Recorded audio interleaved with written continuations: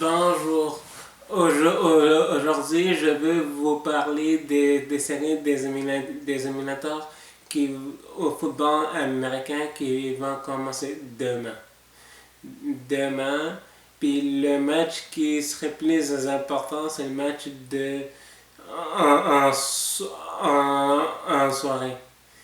En soirée après le match de Houston. Le match des Patriots de la Nouvelle-Angleterre qui ont l'avantage du terrain. Mais ils ont pas laissé passer, donc ça m'arrange. Merci les Dolphins de Miami. De Miami. Comme Ndidiris a dit. Mais c'est quand que les Chiefs jouent. Je me rappelle, j'ai laissé passer. Parce que je suis sûr qu'on va encore affronter les Patriots, puis on va les battre. Les battre, puis on va se rendre aux Super Bowls contre les Ravens de Baltimore. On va avoir un bon Super Bowl en février.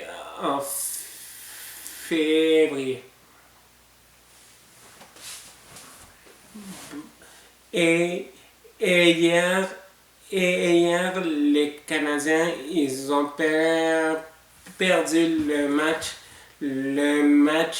contre, contre Tampa Bay Lightning de 1 au centre Bell à leur retour à la maison.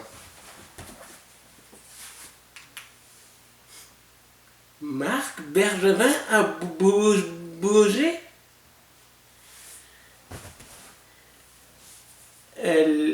La transaction, c'est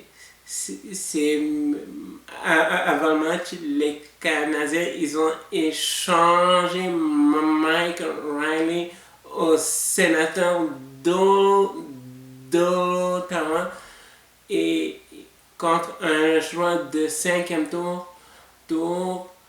Après ça, les Canadiens, ils ont fait encore une autre transaction avec les Sabres de Buffalo pour Marco Scandella. On dirait que Marc Bergevin avait pris une résolution de cette année. Je veux vous parler mais des transactions, ce qu'il a fait, puis celle aussi des liens Kovalchuk qu'il a signé